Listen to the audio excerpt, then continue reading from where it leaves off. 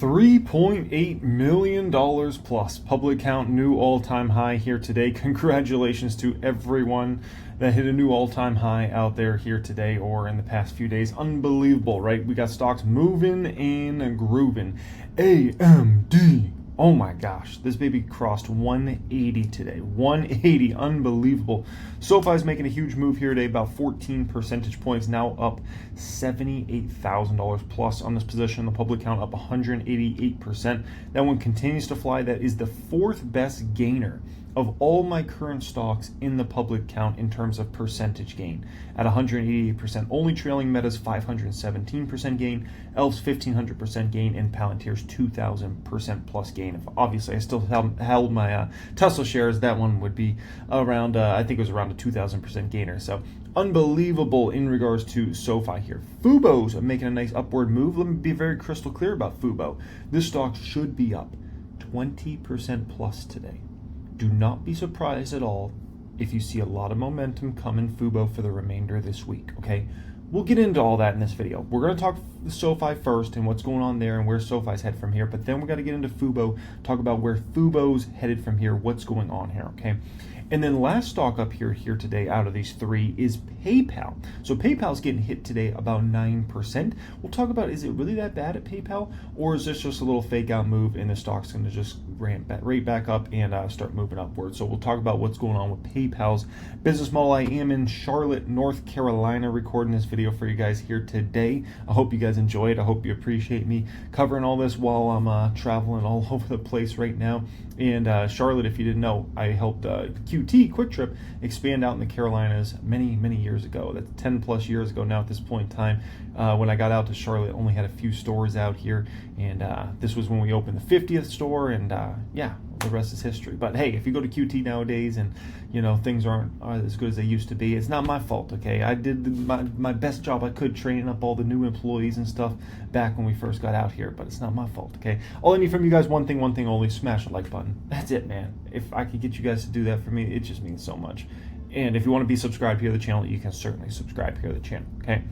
Alrighty, guys, SoFi. First up here, then we'll get into Fubo, then we'll get into PayPal. What's going on with SoFi? Well, big stuff. This stock is not just moving up double-digit percentage by accident here today, okay? SoFi raises their 2025 guidance after blowout Q2 earnings. A headline like that, you got it, man. When they're calling your quarter a blowout earnings, oh, baby. SoFi stock jumped more than 10% Tuesday pre-market trading after the lender and banking app company boosted its 2025 guidance by a hefty margin following stronger than expected consensus Q2 results as loan originations climbed 64% year over year. The company now expects 2025 GAAP, generally accepted accounting principles, EPS of 31 cents versus 28 cent consensus, compared with the prior range of 27 to 28 cents, much better than expected. Adjusted revenue is expected to be $3.375 billion versus consensus of $3.29 billion.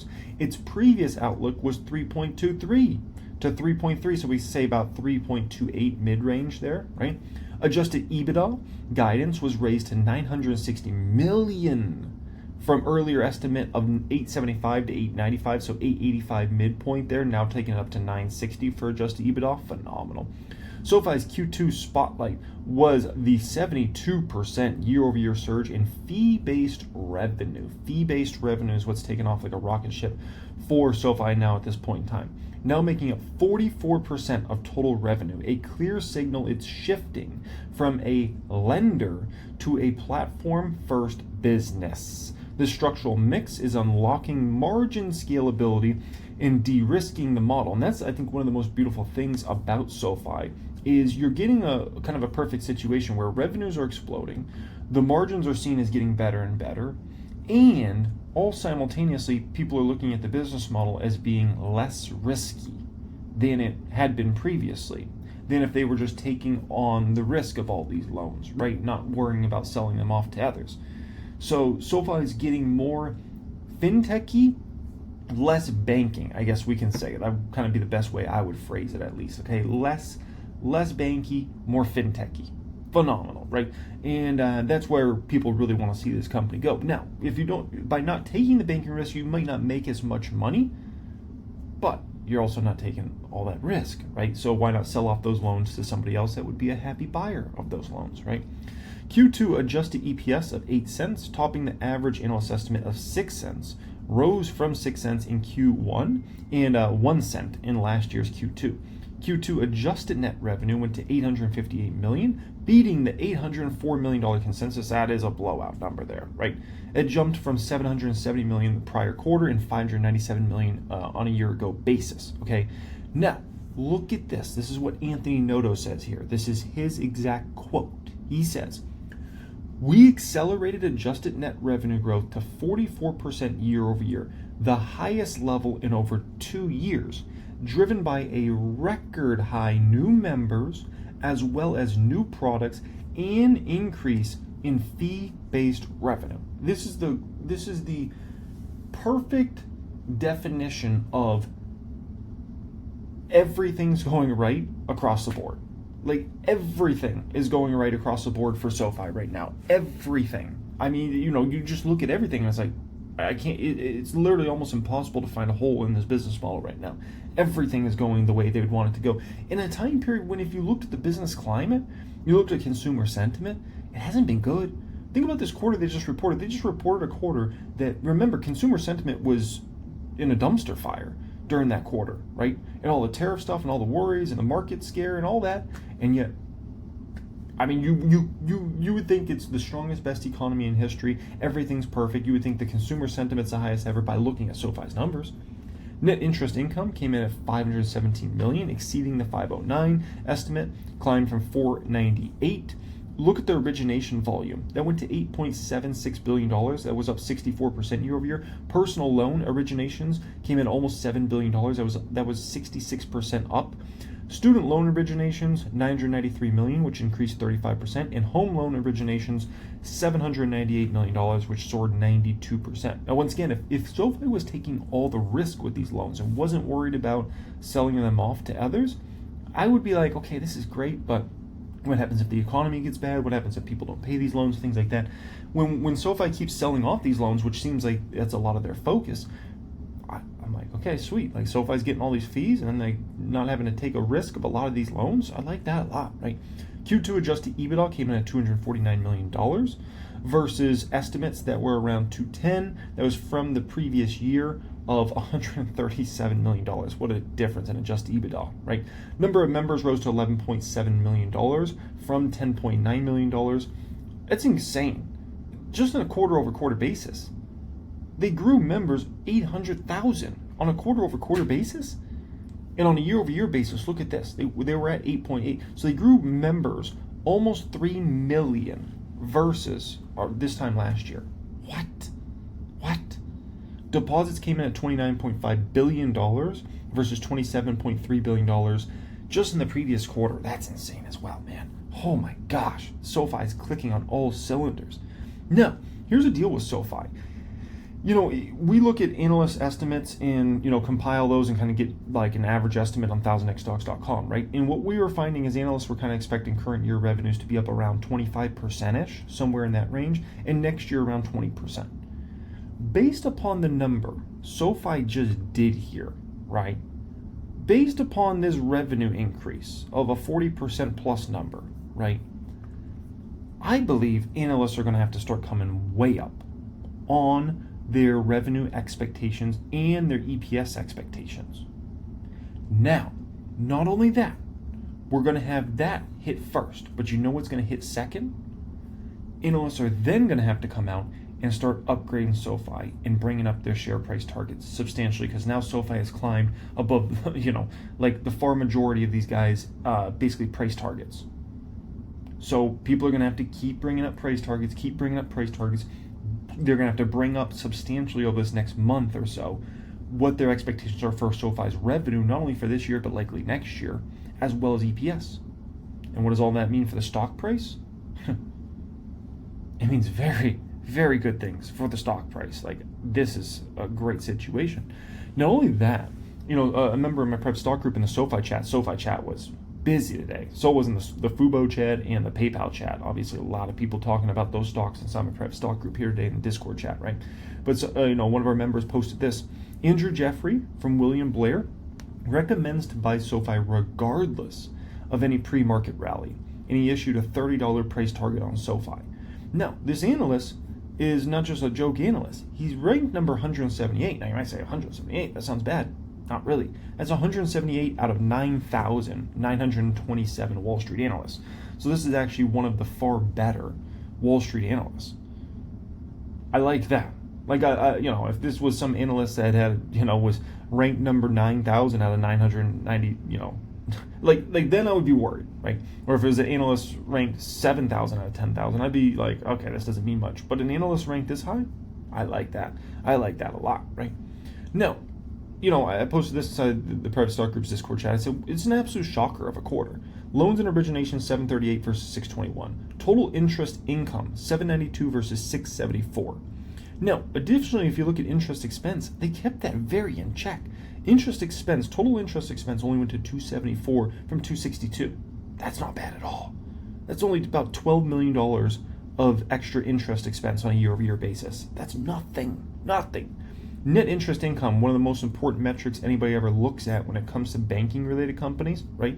NII, $517 million versus $412 million in the same quarter last year. So that was up, $105 million on a year-over-year basis? And crazy.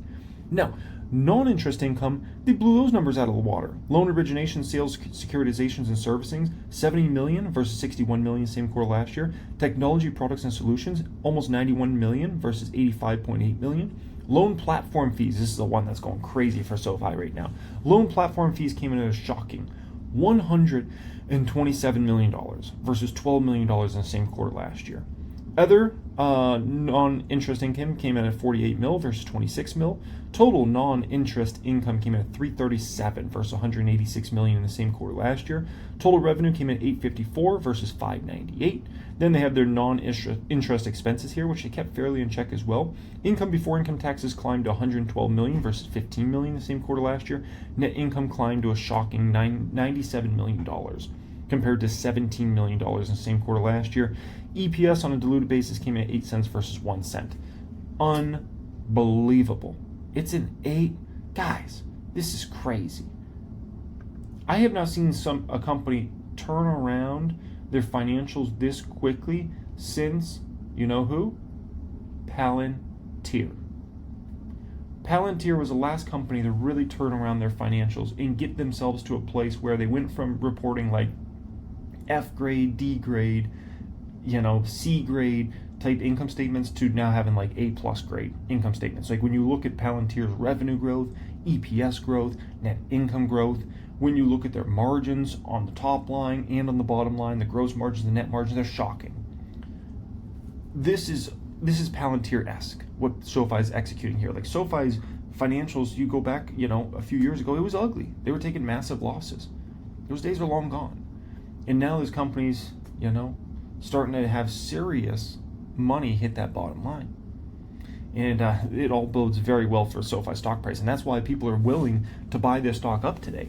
Even with the market kind of conditions the way they were today, right? Even with, the stock being up significantly, people are like, things are so good at SoFi, I'm willing to pay up for that, right? Now, remember my private stock group, we had, members of the private stock group sharing their 1000x projections on 1000xstocks.com. We have a whole projections tab where you can run projections on where a company's going over time based upon your revenue growth expectations, net income growth expectations, what's a fair PE given those growth rates, and then it'll spit you out what the compound annual growth rate will be and what the stock price will be in future years given your particular situation, right? So one of our members, shared this here today, kind of his base case for SoFi, right? And if this base case were to come true, which I think it's pretty practical, this isn't like some crazy, base case here, especially given that SoFi's now grown revenues, 40% plus. He hasn't grown 30%, 26, 27%, 27, 24%, 28, 21%, 29, right? Net income growth of 35% on average per year, 27 through 29. I mean, these aren't like, oh my gosh, this is like the craziest thing ever, right? And if you're growing top line 20% plus, Bottom line, 30% plus, right? 50 to 70 P is very fair. That puts the stock somewhere between about $70 and about $100 there, right? Come 2029, which would be a crazy investment opportunity still, even buying SoFi today. That's the thing. It's not like, oh, SoFi used to be $6. Like, I wish I would have bought it at $6. It's like SoFi could still be an extraordinary investment opportunity from here if they pull off these sorts of numbers, right? Now, the one big risk factor in regards to SoFi, right? Because, you could even say this base case is very modest. I mean, with them pushing growth rates now up to 40% plus, who's to say they can't replicate that and do that for the next year or two? Like, could SoFi post a 40% plus revenue growth number in 26 if the economy's in a better spot than it was this year? SoFi could literally easily, if the economy actually gets better next year, which is debatable if it will get better or worse, right? But let's say hypothetically the economy gets better. The average consumer gets better. They feel better about buying home, taking out a home loan, auto loans, loans in general, things like that, buying stuff, right? Let's say the economy is better next year than it was this year. Is it possible SoFi could report full year revenue up 40% plus next year? Absolutely. Which means then 27, what are we doing then? Is the economy worse or better? If it's even a little better than 26, could they come in with another 40% plus number? Yep. Look what they're doing in what people would see as not even like a strong economy. And look at the numbers they're putting up, right? 40% plus. But what's the big risk factor for SoFi? Let me show you the big risk factor for SoFi stock. And everybody's got to take this into account. I said, fair, reasonable view based upon previous trends and where the business is at. But if a major recession happens in the next few years, that could alter numbers significantly. But that could be said for all banking-related companies, right? And we were kind of chatting about that a little bit and what's a fair, net income, CAGRs, P ratios, things like that, right? But the moral of the story is here in regards to SoFi, if a major recession happens in the next few years, SoFi's growth rates will get hit heavily in the short term, right? And that would be not fun. But that could be seen for all companies, right? And there's also the other flip side of that. What if the consumer's a lot better next year than they were this year? And then than they were in 2024, right? That could mean very good things for somebody like SoFi. So, there's the risk factor of, if a big recession, that could alter growth rates, for a year or two. But there's also the upside of, what if things got actually a lot better? And here's the thing, if you're bullish on the Trump economy, right? If you really believe in the Trump economy and he's going to have this great economy, right? His economy really starts in 2026. So if you are of the belief that all these changes and plans and the tax changes and regulation, all this stuff is going to mean great things for the economy, you should start to see that in 2026. And that would mean great things for 26, 27, 28. But that's, everybody's got a different perspective of that. Some people might think the Trump economy is going to be bad. Some people might think it's going to be a great economy in the next few years. So all I'm saying is if it's even a better economy, oh my gosh, just wait to see what SoFi's numbers are. How many people are actually buying new autos right now? How many people are actually buying homes right now? We've looked at the numbers recently. They've been down at great financial crisis type numbers, right? How many people are going to spend $10,000 on new furniture right now and take out a loan for that? People aren't doing that stuff right now. They haven't done that for the last couple of years now. What if that stuff starts to return? What if people start buying boats again? Jet skis, ATVs. What if that actually happens? What are SoFi's numbers going to be? Keep that in mind, right? So now, where's SoFi stock headed from here? Here's the deal. SoFi stock's headed to $30 to $50 until we get a risk-off market. When we get a risk-off market, which that's debatable, does it happen a month from now, 2 months from now, 3 months from now, 6 months from now, a year from now, 2 years from now? At some point, we'll have a risk-off market. We'll have a nice size correction in the market, right? But until that time, SoFi will run to $30 to $50. That's my opinion on this. I think there's going to continue to be a lot of momentum. I think there's going to continue to be a lot of people. Where else are you going to get a fintech growing 40% plus? That's it. SoFi's not even tied to crypto yet. Now, they want to get more involved in crypto over this next few years, but they're not even tied to that. That's a great thing about SoFi. If you look at the other fintechs, right? Really, the only other exciting fintechs that would come to mind would be like Robinhood and Coinbase, right?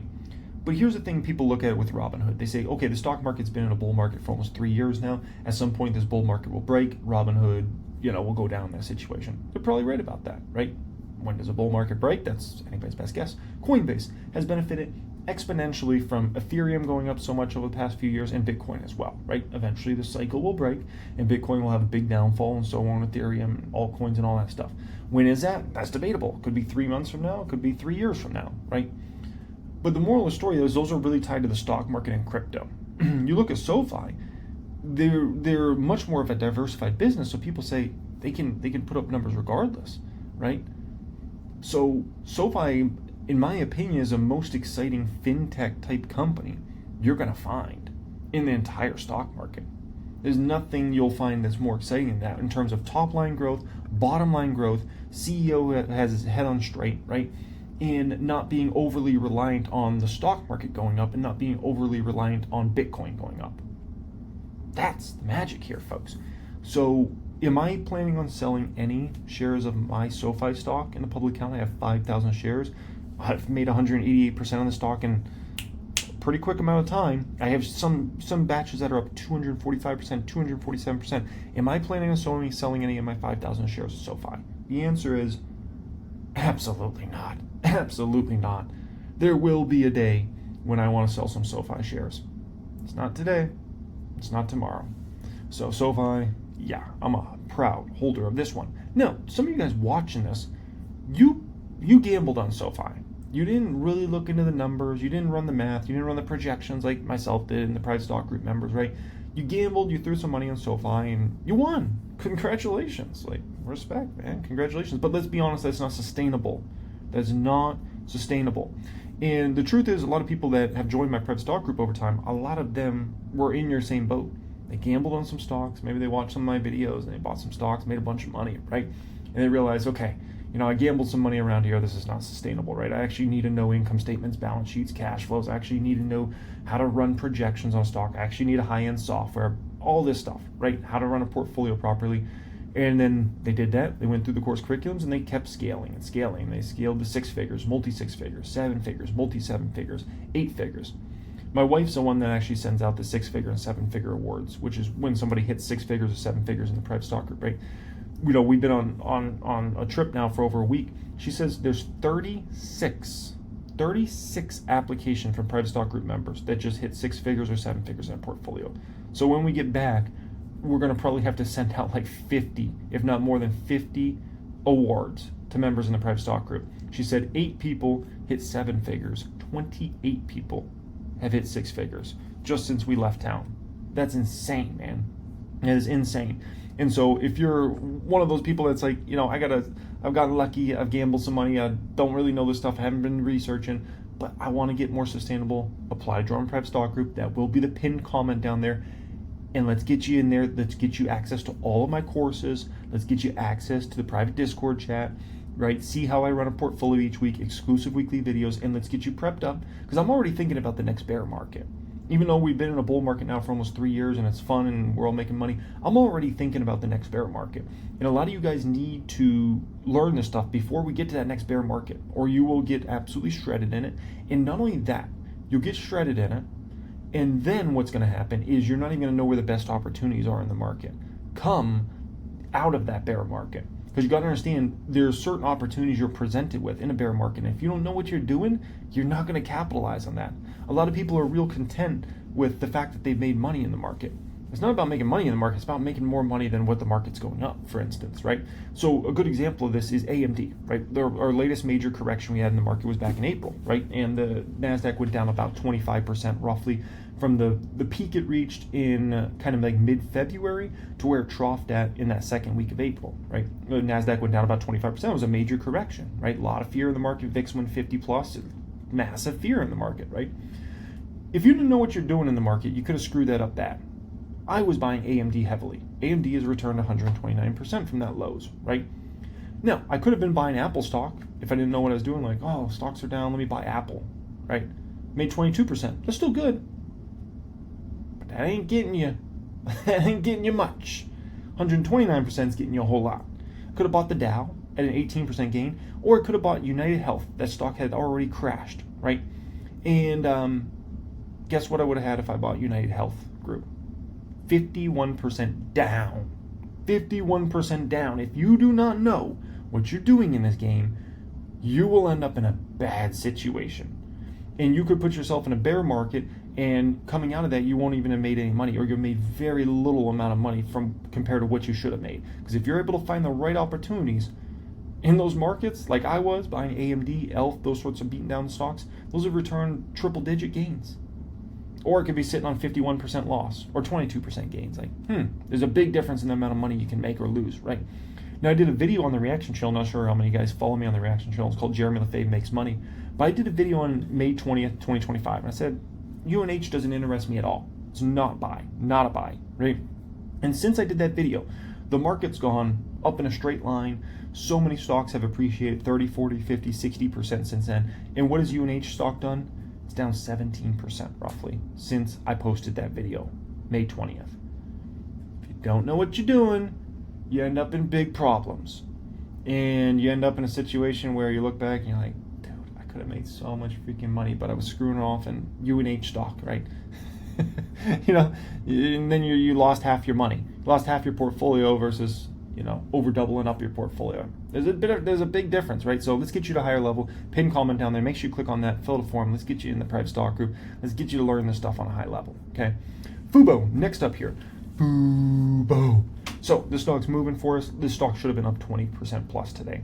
Do not be surprised at all if you continue to see Fubo momentum in the stock for the remainder of this week. Don't be surprised if the stock goes $4 plus this week. Something fishy is going on with the share price today. I don't know, because Fubo, and we're going to get into the numbers, they came out with like shocking results out of nowhere. No one was expecting it. And it looks to me like I don't know what's going on. Some sort of manipulation, in my opinion, is going on today with the stock price. Maybe people got caught off sides by this, so they're trying to manipulate it down to get out of some put positions and get into some calls or something. But just watch the stock. If you see the stock go $4 plus this week, there's no doubt in my mind somebody's doing something fishy. They got caught way off sides, and they're like, man, I need to get this stock price down. And, here today, get out of some puts, flow that into calls, and then roll. Like, there's definitely some fishy stuff going on. I've been in this market, almost 17 years now. I've seen plenty of fishy stuff going on. So just remember, if Fubo goes $4 plus this week, do not be surprised at all, okay? So what's going on with Fubo? So they announced they just come out of nowhere, preliminary Q2 results. Now, whenever a company preliminary announces results, they're usually either really great or really disastrous. It's one of the two. They don't usually do that. This is not a normal thing, okay? Company's global streaming business expects to exceed revenue and subscriber growth. What's going on here, okay? Well, the North America revenue for this quarter, they're about to report, they're expecting it to exceed $365 million. The prior guidance was for $345 at the midpoint. So they're over, $20 million at least ahead of midpoint. Makes sense to come out with a preliminary number like this, right? Paid subscribers expected to exceed 1.35 million. The prior guidance at the midpoint was 1.24 million subscribers. Whoa. Huge influx in subscribers for Fubo. Like, wow. Now, in terms of Fubo's revenue, that's going to mean way better things for Fubo's revenue over the next few quarters. Because remember, when a subscriber subscribes to Fubo, they could be on a free trial at first, or they could be, they're just going to have 1 quarter or like 1 month of payments, right? And a lot of people, when they sign up for Fubo, I've been signed up for Fubo for years. I think I pay $99 a month for Fubo, somewhere around there, right? Because I like to watch a lot of college football, and Fubo's got the best lineup for college football. They have almost every channel imaginable for college football, right? That's my big thing I like to watch. So I end up staying signed up for Fubo all year round, and I think I pay them $99 a month, and I got the highest tier package or whatever, right? But for that first month when I sign up for Fubo, it's not like they make a bunch of money off me right there. They only make, let's say, $99 is only in that quarter, or maybe 3 $99 payments are in there. But it's about what they make over the next many years from me, right?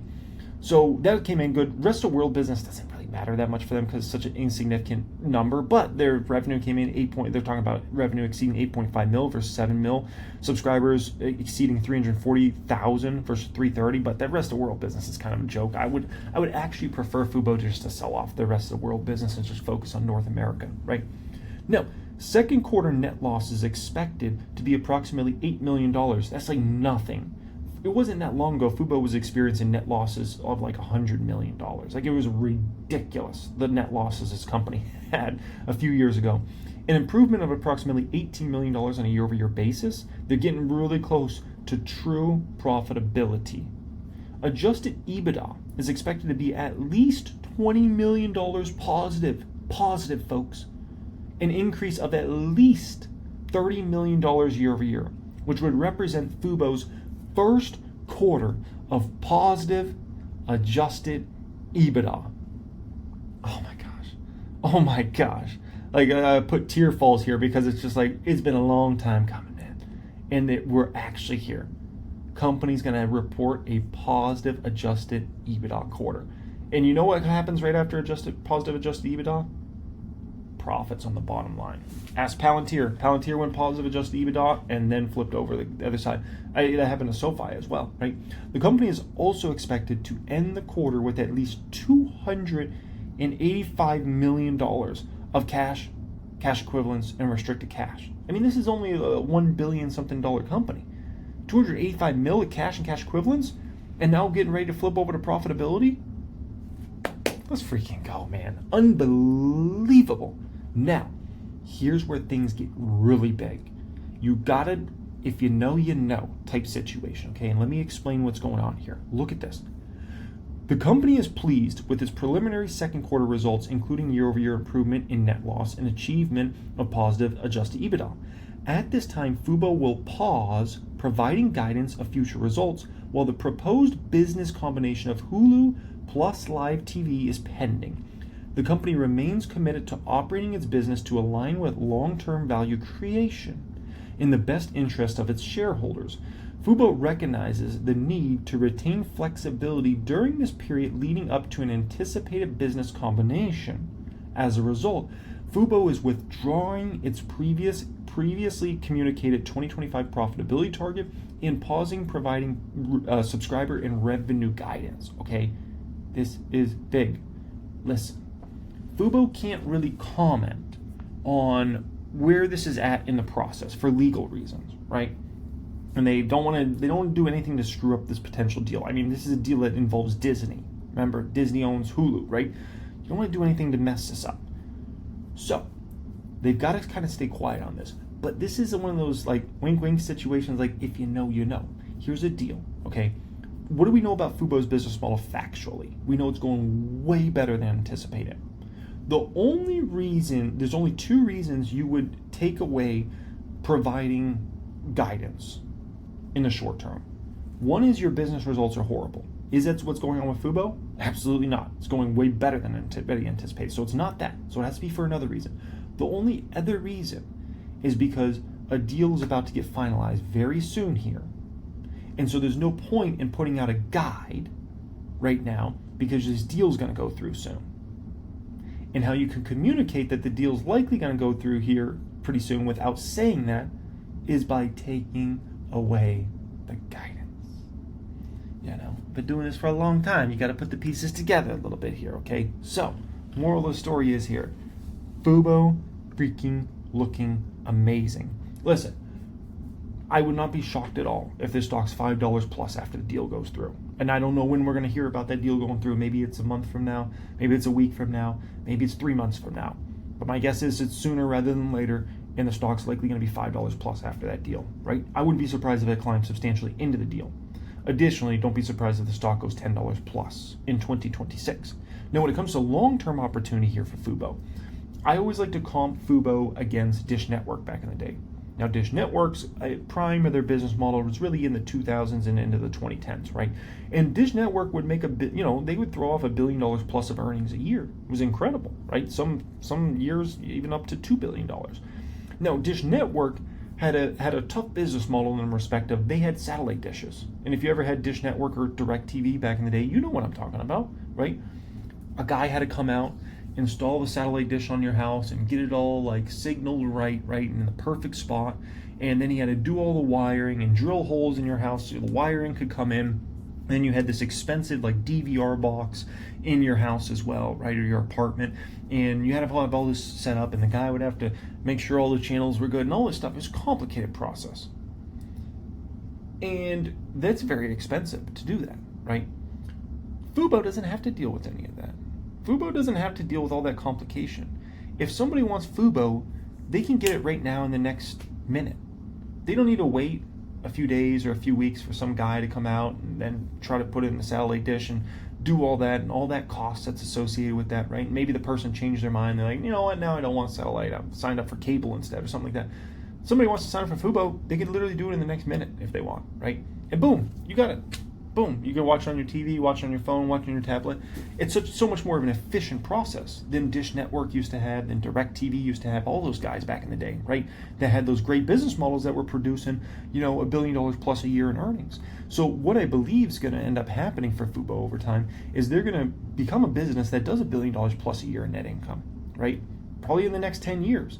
And if they do that, you could throw a 30 PE on there, right? Assuming the company still has strong growth at that time. Remember, the market trades in general around a 20-ish PE. So a 30 PE is if the company's growing 50% faster than an average company, which let's say an average company's growing like 4% revenues. If Fubo's growing 6% revenues, right? Then you can say it's 50% more, or 9% revenues or something like that, which is not crazy for Fubo at that time. You could throw a $30 billion market cap on this in 10 years, right? Or whenever they reach that $1 billion a year milestone in net income. Market cap's a little over $1 billion right now. I mean, it's just so much upside here that's ridiculous. And Fubo's so de-risked compared to where it was a few years ago. If I take you back to Fubo a couple years ago, Fubo was starting to run very low on cash. They were taking massive losses, and they had a big fight with Disney, right? That's been removed. Now they're getting in bed with Disney, which Disney's very powerful. You've got to have a great relationship with Disney. They're very powerful. They own ESPN and a ton of networks that are like the SEC network and a ton of other networks that are associated. So if you want to be a big player in sports, you better have a strong relationship with ESPN. And then there's also a lot of reports that Disney through ESPN wants to buy NFL Network, or at least a chunk of NFL Network as well. So all I'm saying is like you got to have a healthy relationship there, or you're going to end up in trouble, right? And so they're getting more into bed with Disney now.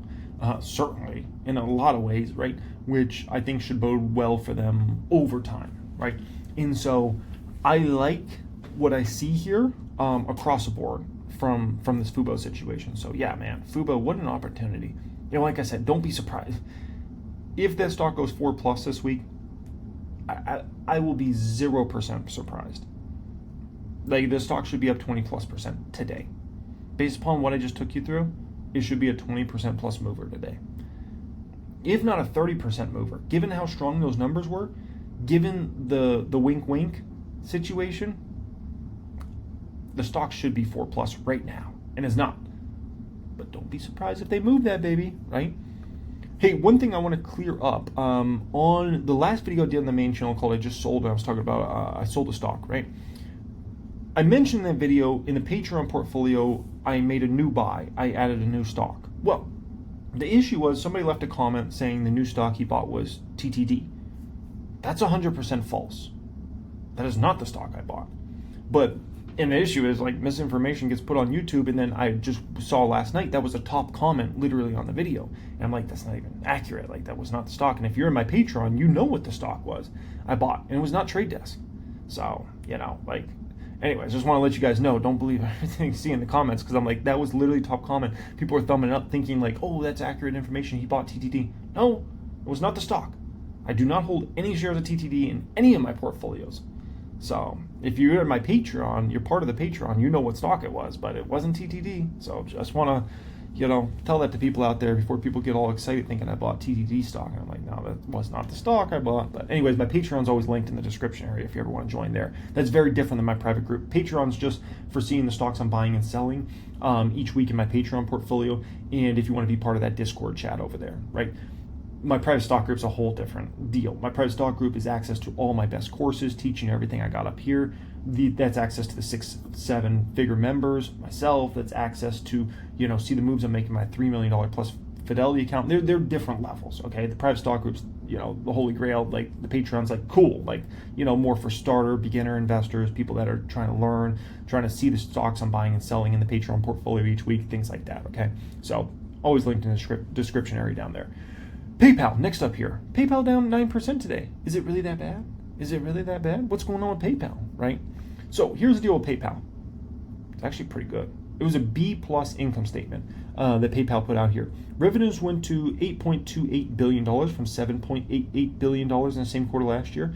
Transaction expense was hardly up for the company year over year. Transaction and credit losses, that one was up quite a bit. That was up, we can call it around $140 million. Was that $141 million roughly there?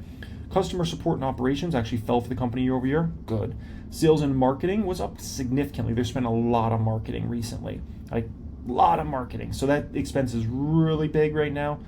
I think they should moderate in 2026. Technology and development, 767 versus 718 million in the same quarter last year. General administrative, they dropped that significantly, $461 million versus 570 in the same quarter last year. Restructuring and other was roughly flat year over year. So total operating expenses went to 6.78 billion from 6.56 billion. Operating income went to over 1.5 billion dollars in this latest quarter versus 1.3 billion in the same quarter last year. Net income went to $1.26 billion from $1.12 billion in the same quarter last year. Diluted EPS went to $1.29 from $1.08. That's extremely strong double-digit diluted EPS growth. And how are they getting that? Well, one, their net income's up quite a bit year over year, right? Their net income's up over $100 million on a year-over-year basis. But look at the share count. Their diluted shares fell to 877 million shares from over 1 billion shares in the same quarter last year. This is a dang good quarter by PayPal. This is nothing to be ashamed of. This is a B plus, extremely solid quarter. What about the guidance? Well, the guidance looks pretty dang good for the most part. The GAAP EPS are expecting $1.14 to $1.18 this next quarter. That's versus 99 cents in the same period last year. That's strong growth. Now, non-GAAP EPS is the one number that's asleep. They're expecting $1.18 to $1.22 in this quarter. They're about to, this next quarter essentially, versus prior year period $1.20. So that non-GAAP EPS for this quarter looks sleepy. But look at the fiscal year 2025 in general numbers. GAAP EPS 490 to 505, right? The old estimate was 480 to 495. So that's a nice up number there. And a prior year period was 399. So huge up. Non-GAAP EPS 515 to 530. Versus 495 to 510 was a previous guide from just last quarter. So they're already getting much better, right? Previous year period, 465. So really strong guidance here. So what's the issue with PayPal? I'll explain the issue for PayPal. It's a boring stock. That's the issue. The forward P14 on this stock, right? The numbers very strong, balance sheet very good. They're sitting on cash and investment loads to the sky. They're buying back shares left and right. They make bank, but it's boring. That's the issue with PayPal. This is no Sofi. People love Sofi. They love buying Sofi stock. You know why? Because Sofi comes in and shocks you. Sofi comes in with growth rates that flip your flapjacks, right? 40% plus revenue. Like, what are we talking about here? PayPal's not going to come in with that number. So PayPal's boring. So it makes it for a good investment, but it doesn't make for a great. It's not like PayPal's not one of those stocks that's like, oh, this is a 10x opportunity. Like, this is the next 10x, right? No. Like, PayPal's just a good, solid company that puts up good, solid numbers and trades at a forward P of 14 under a market multiple, right? That's the issue with PayPal. So it is what it is, but the numbers, you can't say anything bad about the numbers, though. That's just the bottom line. You can't say anything really bad about the numbers. Like, they're all really solid, really good numbers. It's just a little sleepy. So, and sometimes you need some sleepy stocks in your portfolio. Not everything's going to be a Palantir or a Sofi. That's just the bottom line with that, right? There's going to be some stocks that are just good, steady risers. And I think that's what PayPal will do over time, but it's a little sleepy. It's a little boring, right? All right, guys, appreciate you joining me as always. Thanks so much for being here. If you're looking to apply, join my private stock group, private wealth group, get access to 1000xstocks.com, my private Discord chat, see the moves I make my $3 million plus Fidelity account each week, all that good stuff. Pin comment down there, click on that, fill out a form. Let's get you up to a higher level now, way before the next bear market, so you don't end up in a bad situation for that, okay? All right, guys, much love and have a great day.